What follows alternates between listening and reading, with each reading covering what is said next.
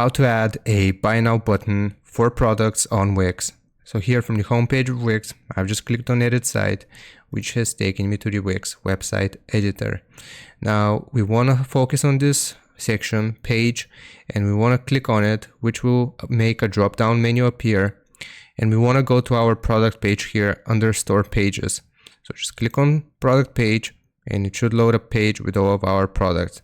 Now right here we want to click on a product, and as you can see it will highlight the product page, and we just want to click on settings. So this menu will appear here, and we want to go to settings, and currently you will see this option to add to cart. If we toggle this off, the option will disappear and you will see this buy now.